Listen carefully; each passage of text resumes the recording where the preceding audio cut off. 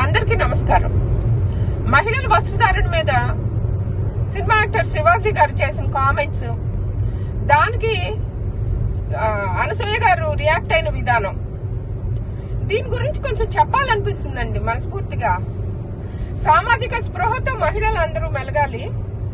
అయితే మహిళల వస్త్రధారణ వాళ్ళ స్వవిషయాలు, వాళ్ళకి కుటుంబ నేపథ్యం, వాళ్ళ చుట్టుపక్కల పరిస్థితులు, వాళ్ళకు అనుకూలంగా ఏ రకంగా ఉంటే ఆ రకంగా వేసుకునే స్వాతంత్రం వాళ్ళకుంది. వాక్ స్వాతంత్రం ఏ రకంగా ఉందో, వాళ్ళ శరీరాన్ని ఏ రకమైన దుస్తులతో అలంకరించుకోవాలి అనే స్వాతంత్రం కూడా వాళ్ళకుంది. Freedom of dressing. మొన్న డిసెంబర్ 21 రోజు మనం వరల్డ్ శారీ డే సెలబ్రేట్ చేసుకున్నాం. వరల్డ్ శారీ డే అంతకు ముందు ప్రాచీన కాలంలో మహిళలు అందరూ ఒకే రకంగా చీర మాత్రమే ధరించేవాళ్ళు. ఇప్పుడు మారుతున్న కాలానికి అనుగుణంగా సల్వార్లని, ప్యాంట్ షర్ట్లని, మిడ్డీస్ అని, స్కర్ట్స్ అని చాలా రకరకాలుగా మనమే పిల్లలకి అందంగా అలంకరించుకొని చూసుకొని మనం సంతోషపడతా ఉంటాం. ఆడపిల్లల తల్లిదండ్రులకి మరీ ముఖ్యంగా ఈ డ్రెస్సుల గురించి బాగా తెలుస్తుంది.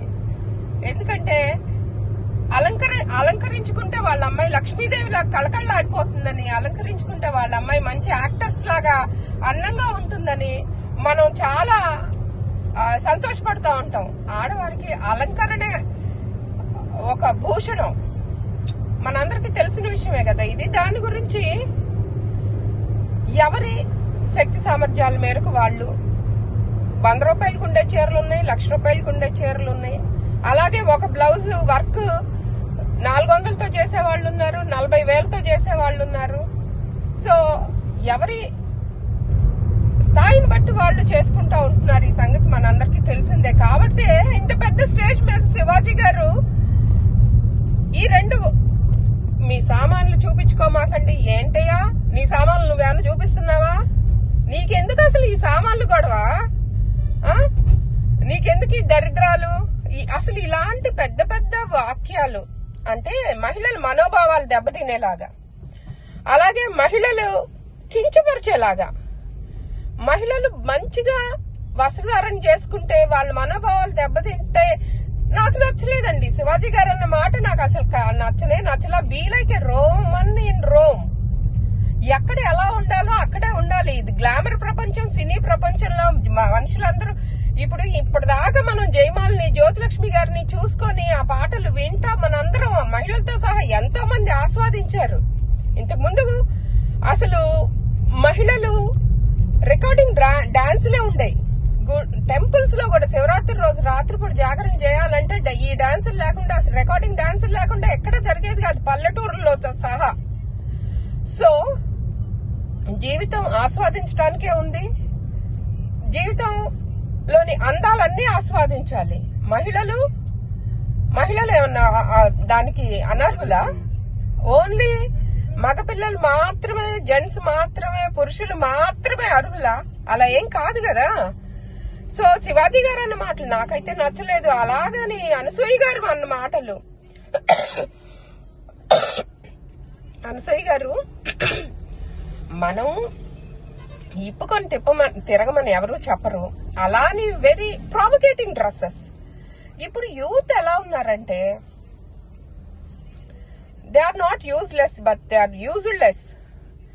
యూత్ మనం ఏ రకంగా మనం వాళ్ళని ట్రైన్ చేస్తే వాళ్ళు ఆ రకంగా తయారవుతారు. మనం ప్రావోకేటింగ్ డ్రెస్సులు వేసుకొని యూత్ ని అలాగా చూస్తే వాళ్ళు అంటే మనకు తెలిస్తే ఇది sexually they are very strong. వాళ్ళు if they don't get chance they will divert. నువ్వు ప్రావోకేటింగ్ డ్రెస్సులు వేసుకుంటే అంటే ఒక 50% ఇది కరెక్ట్ ఏమో గానీ 50% ఆఫ్ ద యూత్ ఆ బ్రెయిన్ ని ప్రాపర్ గా యూజ్ చేయలేని, పాజిటివ్ వైబ్స్ లేని యూత్ డీవియేట్ అయ్యి, డైవర్ట్ అయ్యి, దానికి ఈ పోర్నోగ్రఫీ ఎందుకు వచ్చింది? దీని మూలానే పోర్నోగ్రఫీ వచ్చింది. చైల్డ్ పోర్నోగ్రఫీ వచ్చేసింది. అండ్ దీని మూలన ఇప్పుడు ప్రజలు చాలా మంది యూత్, పర్టికులర్ గా యూత్ గంజాయికి, మత్తు పదార్థాలకి బానిసలైపోతున్నారు. ఇళ్లలో ఇవన్నీ ఎందుకు ఈజీ అవైలబిలిటీ ఉన్నాయి. అలాగే ఫోన్లు ఓపెన్ చేస్తే వాళ్ళకి కావాల్సిన వీడియోలు చూసుకుంటున్నారు. వాళ్ళు సెక్షువల్ గా ఎగ్జైట్ అయిపోతున్నారు. ఇదంతా దేనికి? ఈ ఆల్రెడీ వాళ్ళకు ఉన్న నెగిటివ్ పాయింట్ ని మనం ఇంకొంచెం ప్రొవోకేటింగ్ డ్రెస్లు వేసుకొని మనం వాళ్ళని ప్రొవోకేట్ చేయకూడదని నా ఉద్దేశం. సో నాకు శివాజీ గారు అన్న మాటలు కరెక్ట్ కాదు. అలాగని అనసూయ గారు ఆ ప్రొవోకేటింగ్ డ్రెస్సుల్ని నేనేం సపోర్ట్ చేయట్లా. ఓకే, బట్ జీవిత మకరందాన్ని మన అందరం ఆస్వాదించాలి. అన్నమే ఆనందం, ఆనందమే జీవిత మకరందం. సైనింగ్ ఆఫ్, మీ సోదరి doctor Panchumarthi Kalpana. Thank you all. Please like, share and subscribe my channel Kalpana Sangham. ఇట్లు మీ కల్పన సంఘం. Thank you.